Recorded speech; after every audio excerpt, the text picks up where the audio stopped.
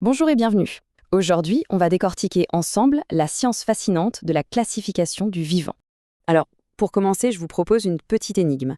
Une énigme qui, en fait, touche au cœur même de la façon dont on se perçoit, dont on perçoit sa place dans le règne animal. D'un côté, on a un animal qui vit dans l'océan, qui a tout l'air d'un poisson, et de l'autre, on a un poisson. La réponse n'est pas si évidente qu'elle en a l'air. D'ici quelques minutes, le lien entre ces membres va devenir limpide. Et vous allez voir, ça révèle quelque chose de vraiment puissant sur l'histoire de la vie sur Terre. Pour résoudre notre énigme, les biologistes ne se fient pas juste à l'apparence ou au lieu de vie.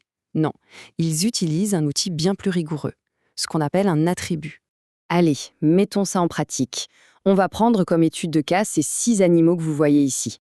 Et maintenant, voyons comment, en organisant méthodiquement ces fameux attributs, on peut faire apparaître des schémas, des liens complètement invisibles à première vue.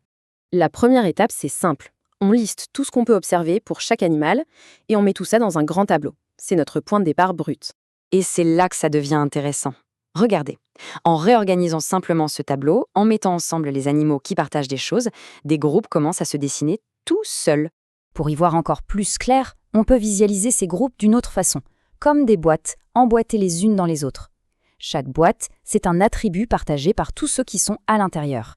Mais attention, ce système de boîtes, c'est plus qu'un simple rangement. C'est en fait le plan, le squelette de quelque chose d'encore plus parlant.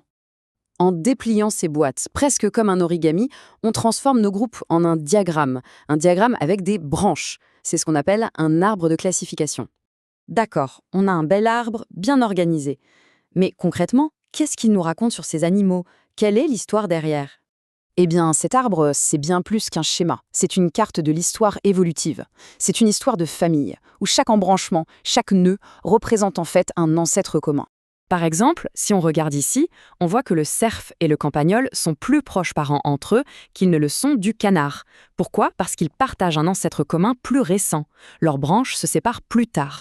Et tout ça, ça nous ramène à notre question du début. Regardez de plus près la structure osseuse. On voit bien que la baleine, le chat et l'humain partagent en fait la même architecture de base pour leurs membres. C'est un héritage d'un vieil ancêtre commun. La conclusion est donc là, la baleine est bien plus proche de nous, les mammifères, que de la truite, même si elle vit dans l'eau. Ses nageoires ne sont pas des nageoires de poisson, mais des bras transformés.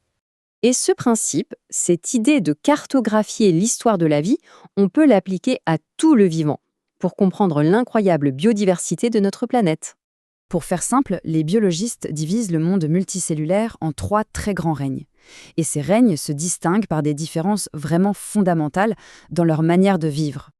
On a d'un côté les végétaux, qui produisent leur propre nourriture, et de l'autre les animaux et les champignons, qui eux doivent se nourrir d'autres organismes. Et puis il y a la question du mouvement, qui les différencie encore. Tout ce système de classification, ça nous amène à une réalisation assez vertigineuse sur notre propre place dans cet arbre de la vie. Une idée que le zoologiste Desmond Morris a résumée en une phrase choc.